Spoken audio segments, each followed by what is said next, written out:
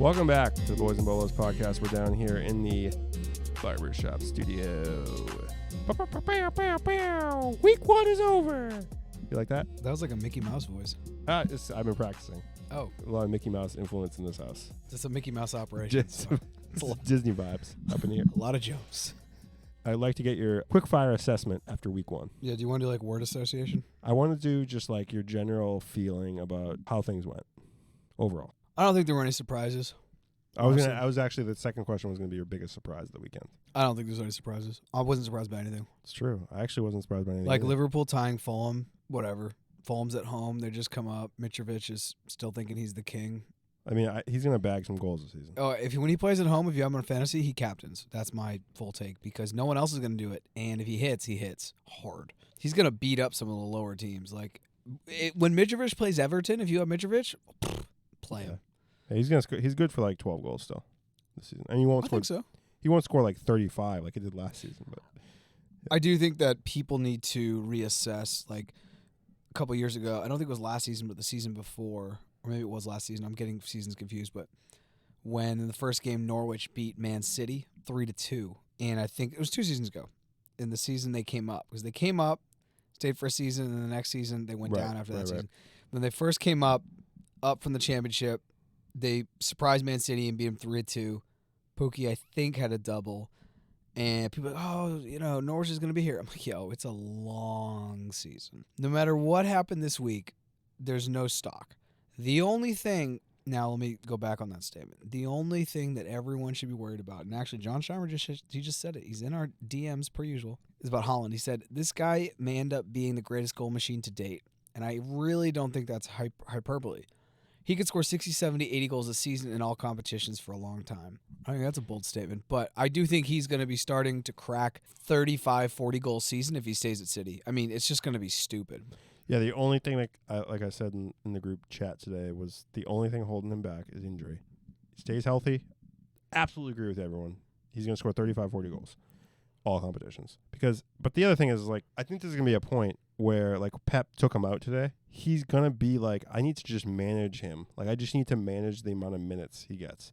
Because I need him for every competition. Like, I need him to get me across the line in Champions League. I need this guy to stay healthy. In Pep's mind, they've looked back on the past couple seasons of Haaland, and they've seen that he's missed games. And that's probably hurt Dortmund. And that's probably hurt Salzburg, whatever capacity that was. But it's hurt Dortmund that he was out for 16 games last season. You can't tell me that him being out for 16 games last season was advantageous to their season. No, it hurt them. And City needs him to be healthy the entire season. Because if they're going to switch to having a number 9, right, their play is not focused on being a number. They're going to have to adapt to having Haaland on their team, as opposed to last season where they just had a bunch of number 10s just running around, kicking the ball around. They need do something different, actually, and they even brought this up while the game was going on.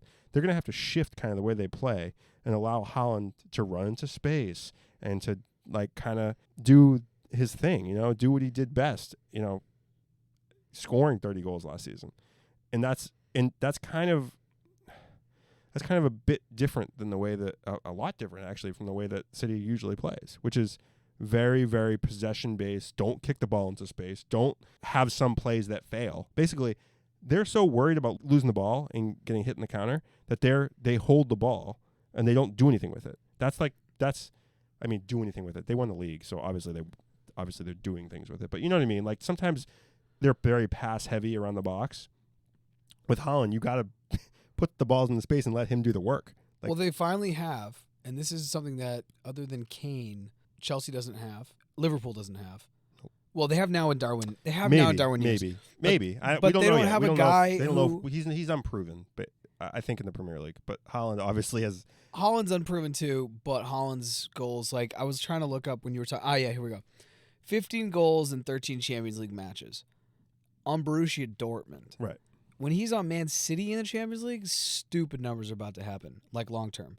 But what I wanted to say about that was, when you get a heavy possession and Spurs do this, Liverpool does this, City does this, Chelsea does this, the better teams do this, and you push the team back and they're just sitting on their 18, there's not a lot of space. What City have had to do, Chelsea have had to do, and Liverpool have to do pre this season, Spurs had Kane in the middle.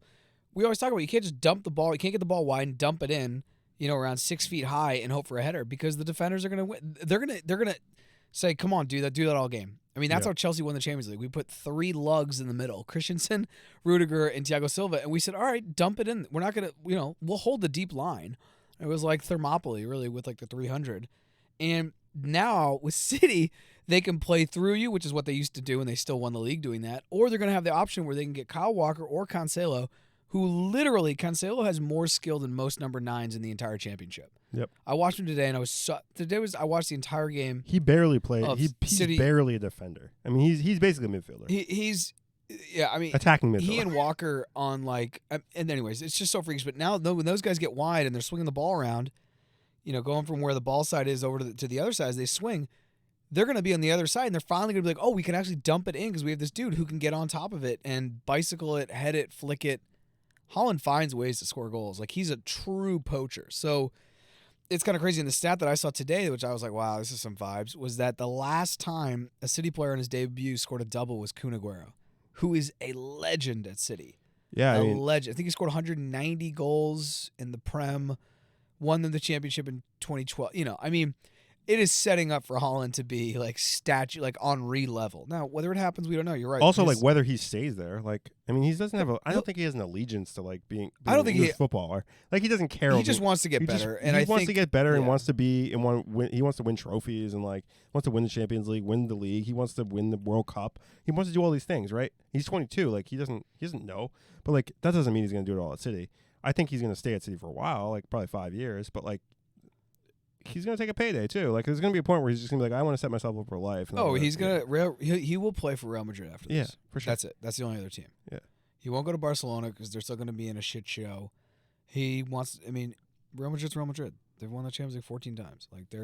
They are the team. Yeah, and Man City is there's no I don't know. And a lot of people aren't going to agree with me on this, but it's not a historic club. It's not it's been around a long time, but it's not like a Manchester United or it just doesn't have that history. The Men in Blazers did a really good thing on it, and it was on, and I put it up in the Bolos, but they had it's Roger Bennett. He's like, here's a 1.5 minute quick and dirty about Manchester City, and basically up until 2008 when they were bought by the Etihad Group, whatever. The Etihad Group, which is from Abu Dhabi. Yes. Up until that point. So in the last 14 years, they've won all these titles. They've gone to the Champions League final. They've won all these FA Cups, won all these League Cups. Before that, it's kind of just like a run-of-the-mill team. Yeah, mid-table, not mid-table, but upper mid-table club. Yeah, but 110 years, I think, of kind of mediocrity.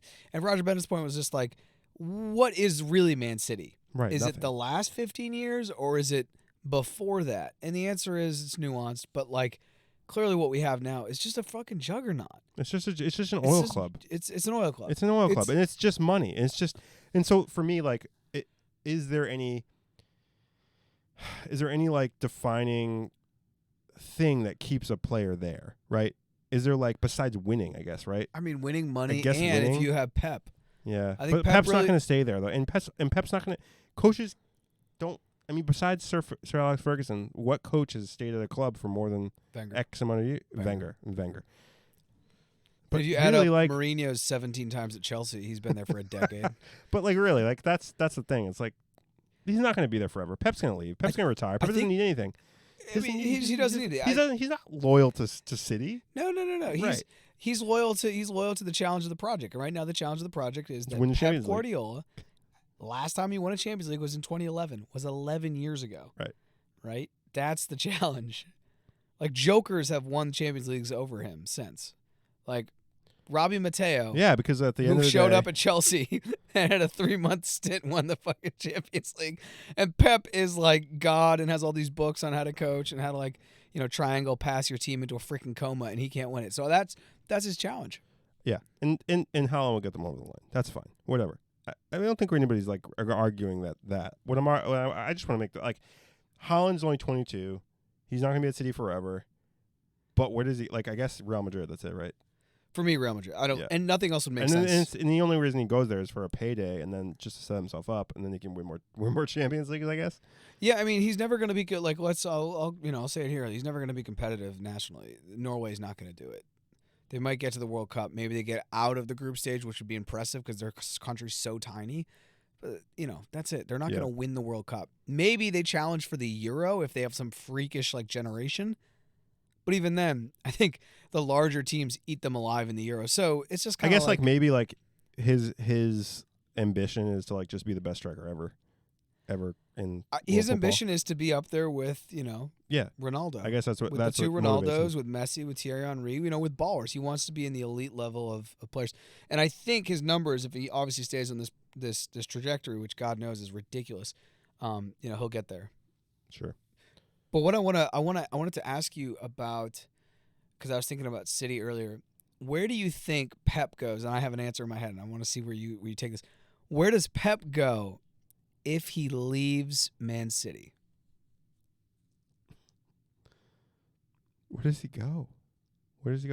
Doesn't stay in the Premier League. I have two He doesn't options. stay in the Premier League. He doesn't stay in the Premier League, obviously not. But I have two options for him. I want to see which one, if you pick up either of them. The ones I'm thinking. Is he gonna go back to Barcelona? That's one option. Yeah, because Xavi doesn't know what he's doing. I think Xavi does know what he's doing. I think he has a back office of fucking bumbling idiots and guys that can't put a P&L sheet together. Fair. He has nothing to do with Xavi. You saw what Xavi did over with his team, Al Sadd, whatever. I mean, they were just killer. Yeah, but okay. So it could be Barca. Okay. Do you want the other take? Yeah, I want to hear the other take because that's the only thing I can think of. He'll stay within the Etihad group and go to NYCFC. Come to the MLS. Come to the MLS. What are you gonna do there? Well, it's a new challenge, and MLS has not really had a lot of dynasties. When they started with the original 10 or 12 clubs, DC United and LA Galaxy kind of dominated, and you could make an argument that LA Galaxy has been the MLS dynasty. I think they have won 5 out of the 26 cups. But, if he can turn the Premier League into a Farmers League like he did, totally solidify the German league, another challenge would be, can he do that at NYCFC? He stays within the Etihad group. He'd probably go over and take a player or two with him. Just an idea. I'm just throwing it out there. I don't think it's out of the realm of possibilities. I think after this season and the World Cup, Messi leaves PSG. He goes to Miami for a season or two, and then he finishes in Rosario playing at where he's from. That's my take on that. I just think that the MLS is really going to become an attractive thing for players and coaches alike, and he would be that first one to be of a high caliber to step across the pond. The other question I have about Pep, he's in the last year of his contract right now. I'm sure there'll be some negotiations based on Champions League run. Right. You mean, did he win or did he not? Right. If he loses Champions League, does he say, well, we got this team that has Haaland on it and Grealish and Foden and, a strong core group of guys, obviously. Or does he say, yeah, not going to get it done here. I'm going to go to a team, There's no other team. My take is there's no other team that he could go to in Europe other than PSG that he can immediately get there and transform, and just say, yeah, we're going to challenge for the Champions League. I think this is his best shot to stay. I mean, this is my question that's been kind of swirling around my brain. Are you staying on the same topic? Yes. Okay. Okay. 100%. This has been swirling around my brain, and I think it's obviously been asked and put out there. But is Pep really a good coach? Let's be real. Is he really a good coach? Because, come on, dude. You're given the fucking keys to the fucking you are given $1 billion. Doll hairs. Is he really good? Or is it just yeah, I mean, he literally has the best players in the Premier League. Come on, bro. You're winning the games. It's a question that I don't think there's a simple answer. There is no yes or no. It's just kind of depending on who you talk to. I think Pep has been as big for the game of soccer and what he's done as he's not to Johan Cruyff level, but he's almost there in the way that he's changed some things. I'm going to put this out there, and somebody hopefully correct me, DM us or whatever.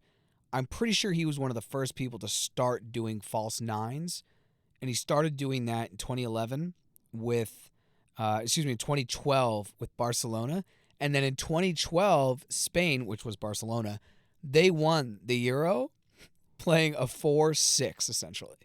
Yeah. So he changed the use of the false nine, and now he's brought that over to the Premier League, and he's even won the Premier League with a false nine, which for an English person thinking back to the way they used to play was classic 4-4-2. Get these fast guys on the side, get Chris Wood-likes in the middle, Andy Carroll's, dump it in, bang, that's it. And he's totally said that's fucking barbaric. We got to keep the ball on the ground. We now know the stats. The teams have the higher possession. So I feel like he's come into a time where like the statisticians and all the metrics are coming together, and he's basically moneyballed soccer is the way I see it. But the way I also see it is that like if we didn't have $1 billion on the field, he would never be able to do what he's trying to do.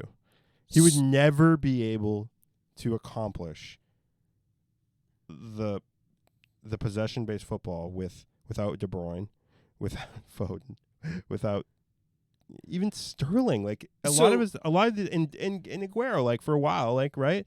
And so that's what I'm trying to say. Like if he was put in charge of a Brighton, if he was put in charge, if he's going to put in charge of a Brighton, he would never win the Premier League.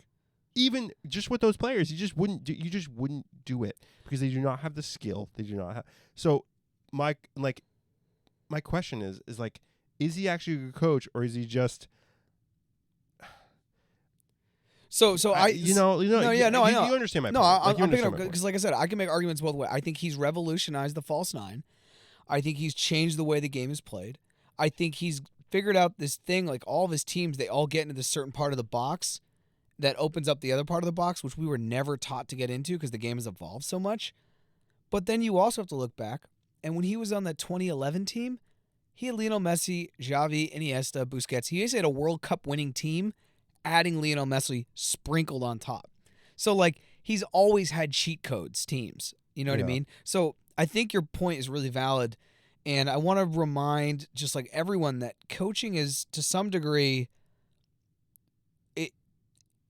It's in the book, the Soccer by Numbers or something that said like if you took these teams and they didn't have coaches, the statisticians were like they would more or less finish in like 1 or 2 spots from where they are. Because at the end of the day, the money's going to talk, right? Like if Man City coachless plays Nottingham Forest coachless 10 times over 10 weeks, it doesn't matter. They figure it out. Yeah, it doesn't matter. The best players are the best players. It's just I'm showing up at the schoolyard. These are my boys. You have your boys, and we're going to play. And over a long and a period of time, the better players are always going to win. And I think Kate said it on our pod. We're like, who do you want to replace Pep? And she's like, oh, no, they're good. They're robots for 2 years because they've been inculcated in the system and they can go out and just do it. You know what I mean? So I don't really know. And so here's the question I want to throw back at you to kind of answer this. Would Pep have helped Liverpool beat Real Madrid in the Champions League final last year? 100% no. They did not have the personnel to beat Real Madrid. Would Klopp have beat Chelsea with Manchester City the year before? Yeah. Wait. No. It's the players, dude. Like that's what I'm saying. That's my point. Okay. It's always the players. Because it's not the coach. It's not always. There's way too much. So there's way too much. Let me remind you of Nuno versus Conte. Okay. And then you tell me it's not the coach. And then we'll remind you versus Lampard versus Tuchel. I'm just saying, we have case study to prove both sides, but I do believe over the long enough arc, if all the teams were coachless, it would fall out more or less exactly as it would as if they had coaches. Every one of those players on Manchester City play for their national team and start for their national team. Everyone. Except Ederson. Yeah, well, that's ironically. But everyone does. And there's $1 billion in the field, not just because of what they've done in the Premier League, it's because of how they are as footballers and the skill they have. And I said today, City getting Haaland is an absolute cheat code. The only reason they were able to get him is because they can sell their players that were already inflated because they've been so good. And they're and they got those players because they cheated. And like it's just like it's the level of cities like ascendance and now like staying at the top, it breaks my brain because it's just not. It's really just not fair. And if you're a City fan and you don't agree with me, fine, but it's not fair. Go back and look to how City got to where they are, and the amount of cheating they've done, and like it's just not. It's nobody's playing at the same level as City. They've literally, they're basically saying fuck you to everybody else. They're saying fuck you to everybody else because what they've gotten, now they have Haaland. They're like, well, come at us, bro. Like that's how I feel. It's so in everybody else's face that like people don't even question it anymore. People don't even like are just like, yeah, City are going to win the league. Yeah, it's fine. Just let them win the league. For me, it's already written. City, Their names on the trophy. City just win the league. Yeah, it's fine. So this is insane. Watching this game today was insane because like Bernardo Silva comes off the bench.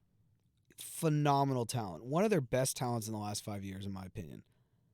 Julian Alvarez comes off. They just picked up this guy. Basically went to the best club in South America, one of the top 2 clubs in South America, and picked this dude off River Plate in Argentina. Just cherry-picked him. He could play anywhere. He'll just sit on the bench, whatever. He's right behind Haaland. Great. Riyad Mahrez. This dude won AFCON, right? He's a freaking beast. His left foot is divine. Comes off the bench. Cole Palmer, I don't know too much about him. He's a younger talent. Probably plays on the bottom 10 team starts. And Calvin Phillips. Leads his backbone. England's holder alongside Declan Rice, who is a gem, by the way, watching him play today. I mean, he's so much... I watched it in Spanish today because I clicked the wrong button, but the Spanish commentators were like, why is Declan Rice on this team? He's so much... Your best player cannot be your holding midfielder is kind of like the argument they were making throughout the thing. But those guys come off the bench. They start on almost every other team. Riyad Mahrez starts for Chelsea. Julian Alvarez probably starts for Chelsea because we don't really have a 9. Bernardo Silva probably starts for Chelsea. It's just they have the most embarrassment of riches. It's freakish. It's freakish. So they can weather injuries. Right. That's the other thing. Like you said, I think in the last pod, they don't even need Haaland, and they probably still win the Prem. So with Haaland, it's like it's kind of over. But let's change and let's talk about the other team in Manchester. Yeah, we don't even have to talk about the games because week 1 doesn't make any difference. To me, everyone saw the games probably. This is probably the one. People, if you're a Prem fan, you probably catch week 1 because it's exciting, and you catch week 38. Everything in between, all of a sudden, the game's on Tuesday, Wednesday.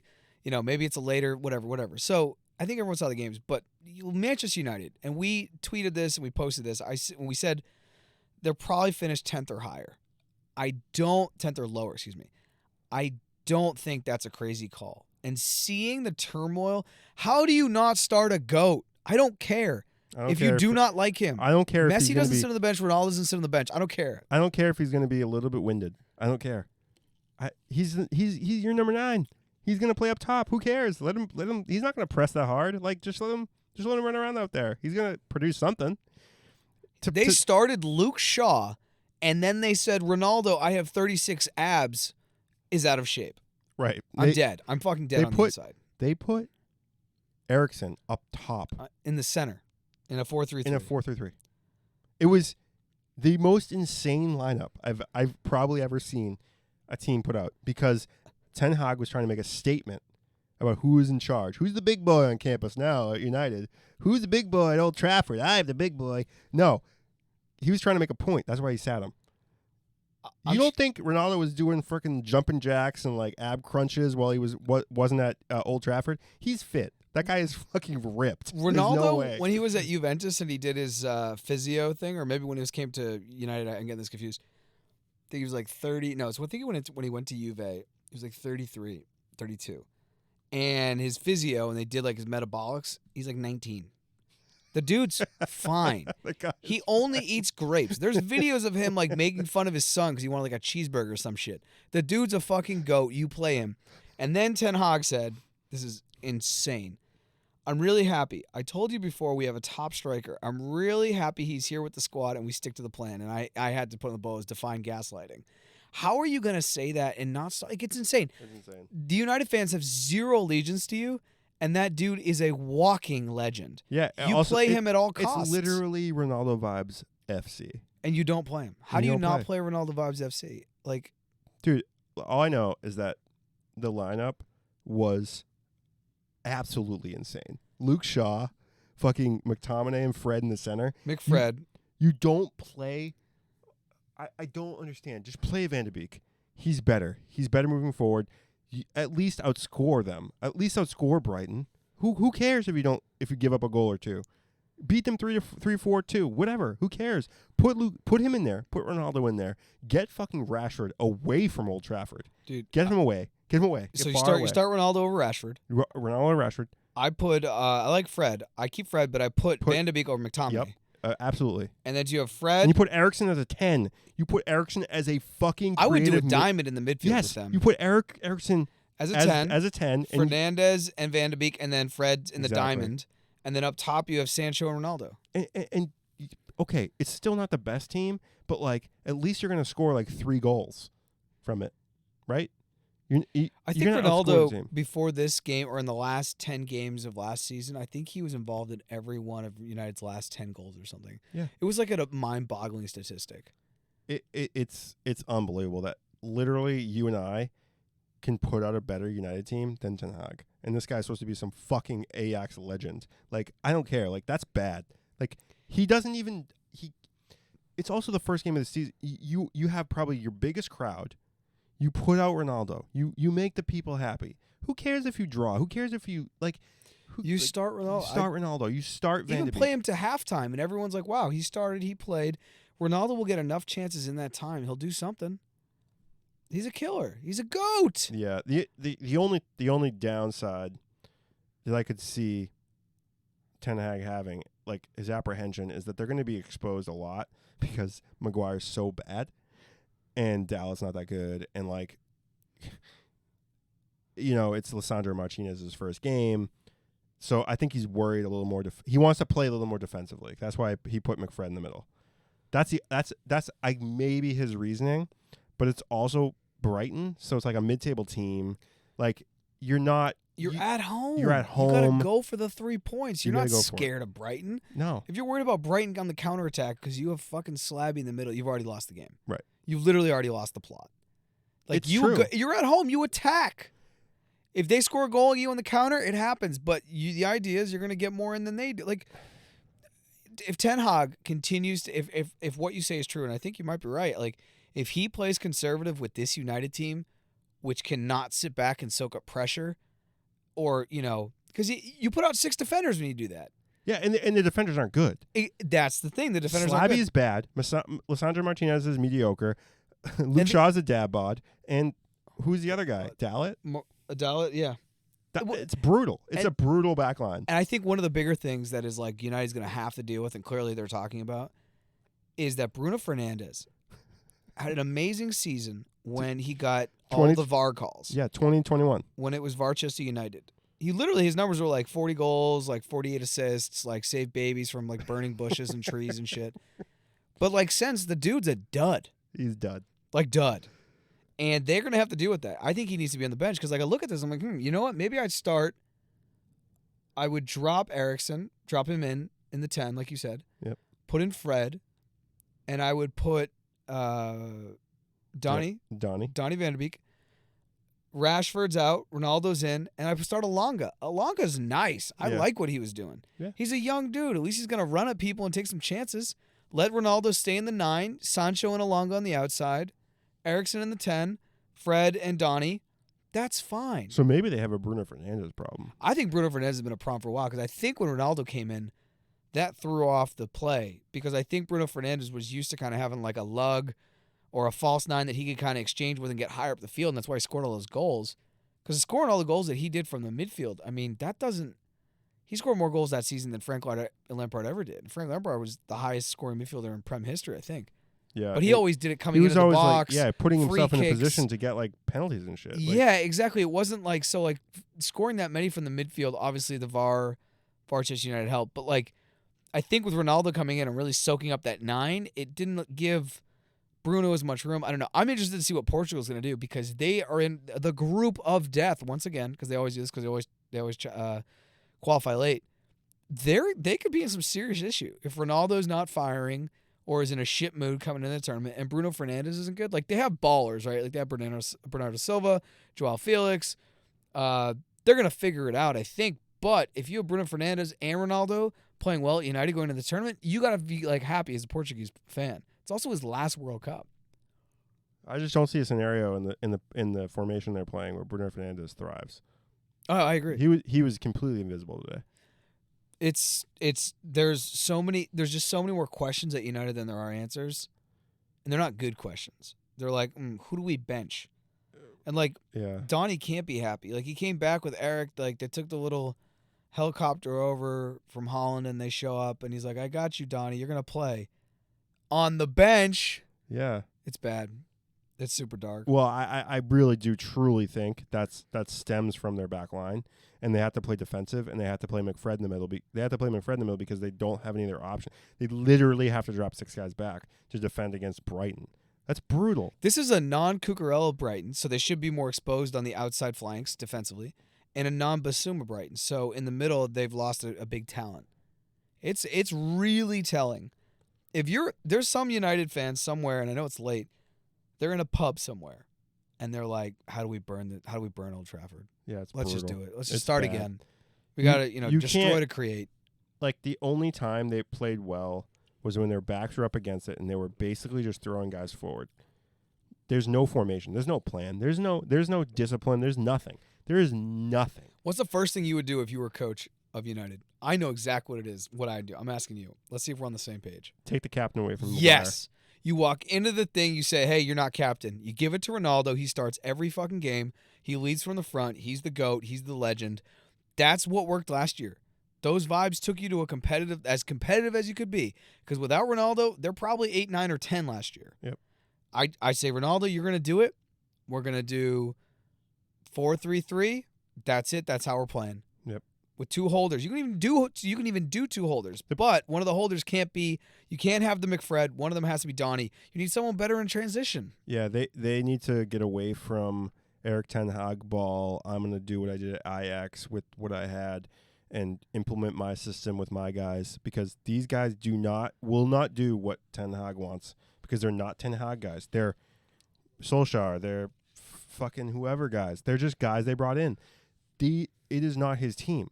He needs to get them to a point where he can make it his team. If he wants to be in it for a project, he needed to go out in the transfer window and bring in a few younger guys from wherever he needed to bring them from to play Ten Hag ball. They didn't. They brought basically no one in except Lissandro Martinez and Eriksen. And Eriksen is the guy that can potentially start to do kind of what Ten Hag did at Ajax, because Ajax, they work together. But you're completely right. Maguire is a fucking cancer to that team. He's not good. He's on his high horse because he's on the fucking English national team and he thinks he's still good. And he's been given the captain armband for a team that's dog shit. When the captain is bad, So bad. like when the captain is bad, this is like the CEO, Ten Hag, telling your manager who's above you that they're in charge. That it's like having a shitty manager, and the CEO backs them, and they're bumbling idiots. You lose then all faith in the CEO for having made that decision, because it's so apparent to you and everyone else that manager or the captain is dog shit. You have to change that. That's the first thing. Just change that. Give it to Ronaldo and say he's going to start every game. He's a fucking GOAT. We're not going to talk about this. Like, let's look what happened last year. Without him, we're not. Honestly, without Ronaldo, that team is so average right now. Now things could change, but the thing you said about it not being Ten Hag's coach, Ten Hag's team, it's not his team. When Conte came into Chelsea, he broke them. When you have like a wild stallion, you have to break it through brute force, tears, blood, and sweat. And Conte did it at Tottenham. He had guys throwing up again. No ketchup, dude. He had no ketchup. Yeah. He took the ketchup You away. have to come in and you have to, instill your thing. But part of that, though, is not hitting the beehive. And the beehive is going to be some players always have to play, even if they don't fit in your system. And that at United is Ronaldo. If Ronaldo doesn't fit into Ten Hag's system, he's out really, really quick, because they're just going to start to crumble. Yeah. They're just going to start to fall apart. They're going to watch tape this tomorrow morning or whatever, this morning, whatever it is. And they're going to be like, wow, we're not good. We're not good at football. And if they don't analyze and look at what Harry Maguire was doing in the back line, defending against, I mean, gross. Like, some of these players are just average guys. They're just average Premier League professionals. They should not be doing what they did to Harry Maguire. He was caught ball watching on the 6-yard line. He wasn't challenging. He wasn't playing hard. He was just there. He was just a body in the box. He's not good. Southgate loves him for some reason. Solskjaer loved him. He had one good season. He got bought for $80 million. I think they felt like they had to play him. They somehow gave him the captain's army because he's English and he's on an English team. I don't understand. He's not good. Dyer's outplaying him. Dyer's outplaying him. Even fucking Mings is outplaying him. Even fucking Ben White's outplaying him. Ben White's outplaying, which is a lot to say. At right back, he's outplaying him. He's outplaying a center back at right back. Like, it's brutal. Like, it's brutal. We ragging the guy. We make fun of him. He's an easy target, but they're not good. There's 2 goals were in large part because the guy can't defend and the guy just stands around. He can make a 2-yard pass. Anybody can. Like, whatever. Like, he gets the ball dumped at his feet and he can dump it out to the right. Like, that's all he's good for. It's so rough. I once again, we said they're not going to finish even in the top 10. Casey may come on soon and just air his grievances, and we'll turn off our mics and just listen. We want the league to be competitive. We want these teams, like, I don't take any, I take joy in some of these teams being bad. Like, I look at, like, Man United, I just pity them. Like, I just pity them.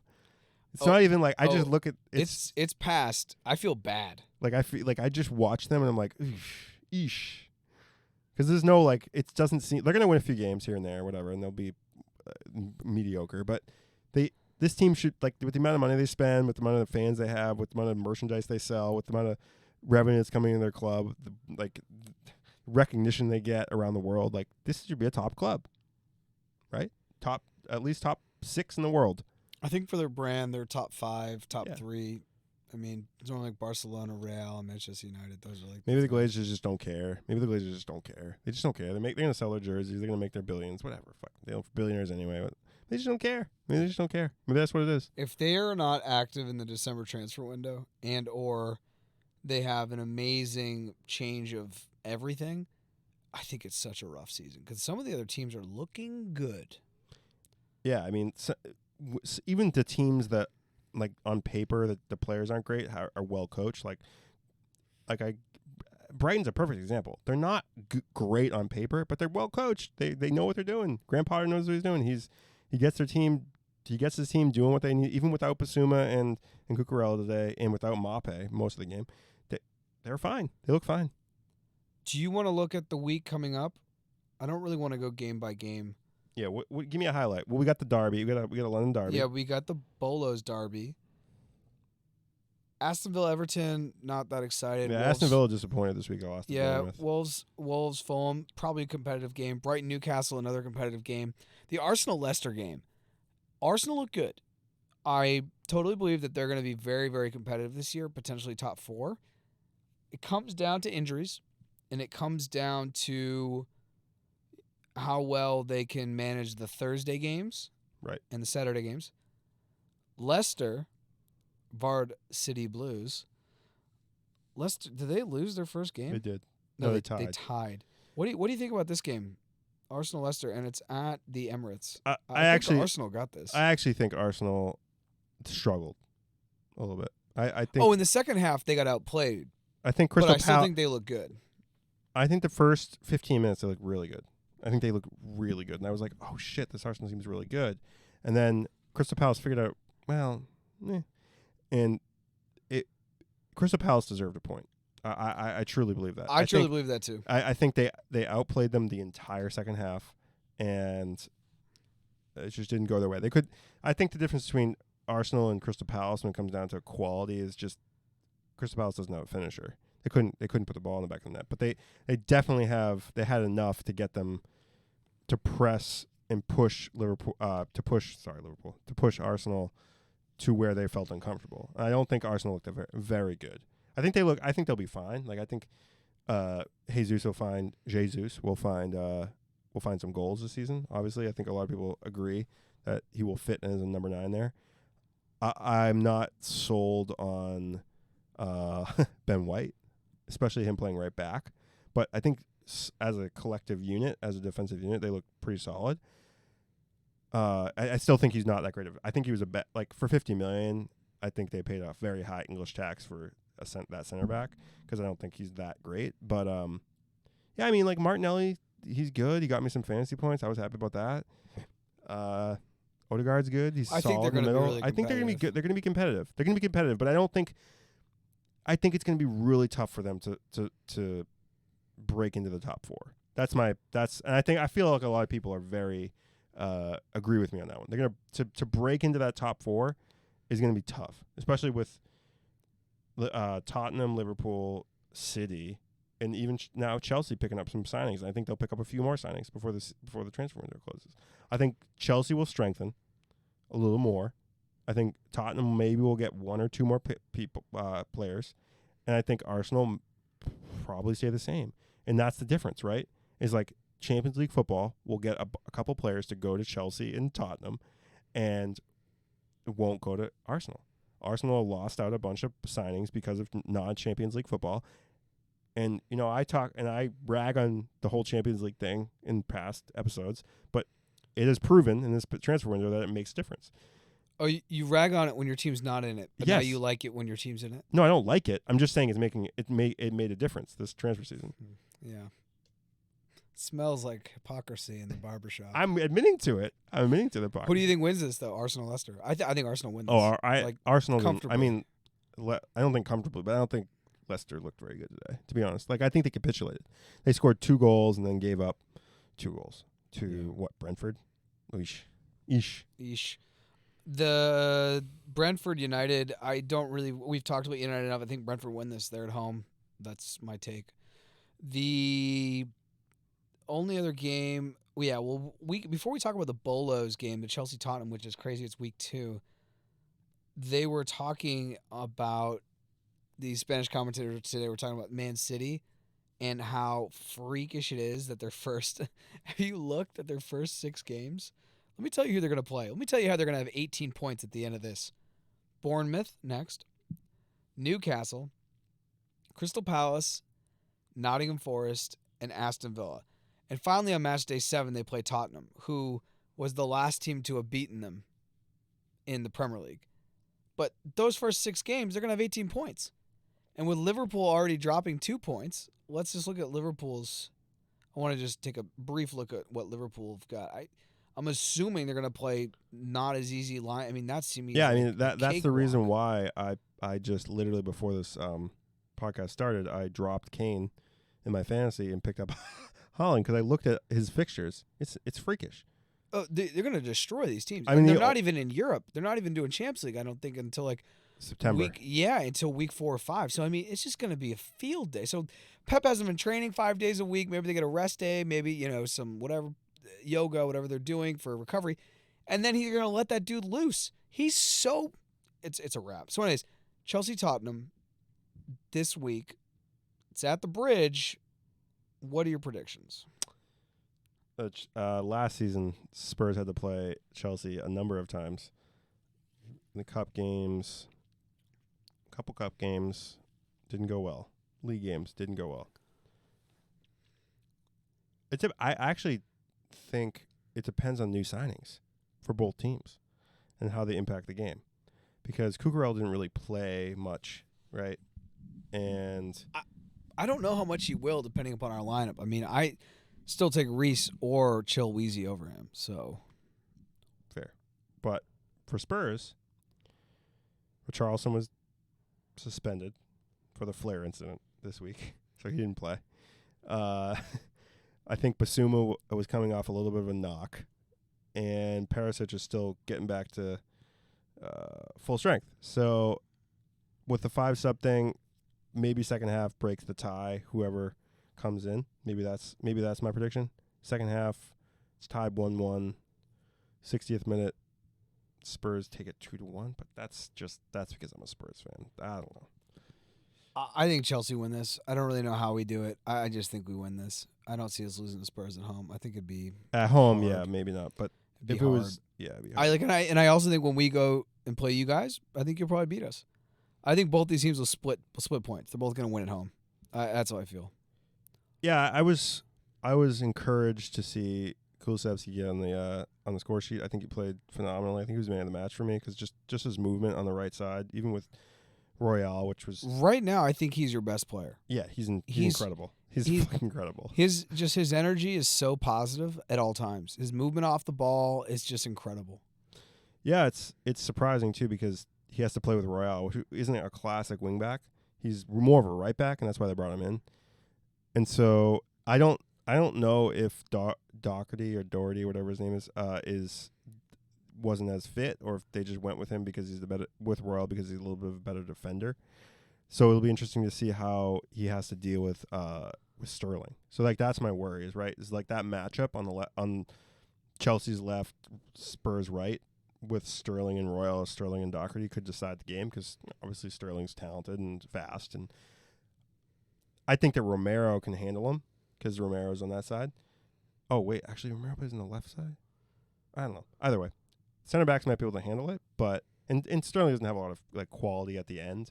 But he does create like space and creates problems and all that. So, yeah, it'll be interesting to see. I think Spurs are better now than when they lost to Chelsea during the season, as a unit and like collectively as a team. So I'm a little bit more.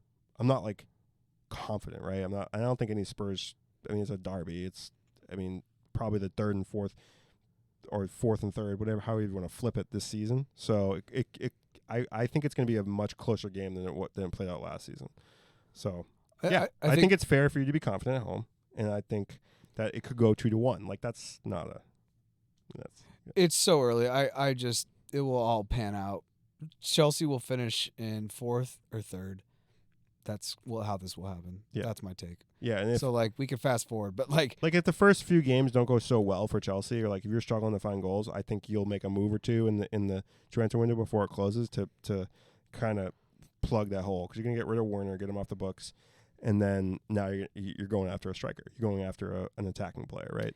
Yeah, and maybe another defender. So it's like Chelsea will spend the money to do what they have to do, while Spurs may just trust in Conte. If the right fit doesn't come along, they may not make a move. But I think Chelsea need to fill a hole, like an attacking hole, very soon. They need a striker. They need a striker, 100%. Because that's the direction it seems like the league's going, right? Every team now is going to have a striker. Yeah, everyone's getting their striker. So we'll see. I feel confident about it. I'm not too worried about it. I'm more just, if we play, it's all about our midfield. That's how we beat teams. If we have like Mount in the middle, we drop him in the middle, and we have Conte and what's the guy? Jorginho. Not Jorginho. Kovacic. I just love the Conte Kovacic. Yeah, but they're just so fast. I think Tuchel loves Jorginho. It just depends what Tuchel wants to do against Tottenham. Maybe he wants Jorginho in there to just sit and drop a ball over the top for Sterling running on, so he stretches your defense a little. Because Sterling over 30 feet running, 30 yards, he's so fast. Yeah, I don't know if Pulisic plays, but anyway, it's going to be a good week. I think Romero's going to take Sterling out. As he should. He's going to take Sterling out, and he's going to yellow card, and that is maybe the reason it goes south for Spurs. It could be. Let's look at fantasy. Only because your boy's in second, and I've never been this high in my life. Not since Woodstock '99. So let's see who's in the basement. Here comes the sun, Nick Terrence. Who's on your team, my G? Oh, we had Kulusevski. He's a Tottenham guy. Kane, Bamford. I mean, see, his team's solid. Like, 1 week, his team could be banging. This thing just... Can't take a lot of stock. Dude, you're 19th. Low. Yeah, low. Woof. But, dude, your team's nice. You also have Neto. I like that. Neto's, Salah. We have some of the same players. Perisic. I didn't save and captain Salah. I switched it and then didn't save it. So I lost like 10 points. So that would put me. If I had switched that would have put me further up. Yeah, I'm not worried about it. I already made the Haaland switch. Don't worry. Week 1, use my transfer for week 2. So I was gonna use my name. It was Tuchel for Prez 2024. Yeah, which was whack compared to everyone else's cool names. So I was gonna change it to Sterling Silva. I like that. I kind of like that. When you said that first, I think it was yesterday you said that to me. No, I didn't say. I texted it. I didn't like it. But when you just said it to me now, because it's like with the Boston accent, Silva. I got it. Did you get it? I got it, and it resonated with me. but I ended up changing it. Again, you changed it again. Do you see what it is? No. I haven't looked. You got to go. I want your on mic reaction. I'm looking. Okay, I'm in the fantasy. I'm clicking on our league. Real time. Too cool. Too cool for school. I love it. Too cool for school. I love it, dude. It's good. It took me hours. I bet. Whiteboarded it. You know, it was Whiteboarded in Reddit. Dude. I Too was. cool I for just. school. It just came to me. Too cool for school. But Haaland's homies. Nick Bailey's in the one now. The real question is, where's the killer? Where is Oz freaking Atik? Where's that man at? He's in 15th. He doesn't even know what these things are. Where did he go? Where did he? Oh, he had Trent Alexander on his vice. He also had, oh my God, he had Wolves goalie. Dude, he really plays. He has a shit goalie, but he makes up for it because all his field players are badass except for Bailey. Excuse me. No. Sa actually did have the most number of saves last season, or something. Some. Yeah, but he only got stat. a 2. Yeah, this week. But I last know. season, that's why I think that he went with the best kind of the best shot stopper last season. Okay. Anyways, week 1's down. Nick Bailey's in the lead. Oz is 15th. Everyone, just keep your eye on Oz. And I think that's it, Jeff. This is week 2. This is our week 2 pod. It's week 2. When is quick question for you, and maybe the listeners can tell us offline. When does sports betting start in Massachusetts? When did we allowed to do the sports betting? I'll know when it happens because I'll come over one day and the IRS will be outside trying to repossess your house because you've used it as collateral. Hey, you got to make moves. You got to spend money to make money. You got to spend money to make. That's what I was trying to say. Yeah. It's good. You got to make moves. You got to make moves. Deep. That will be on your headstone. Jeff Elie. You got to make moves. Rest in power.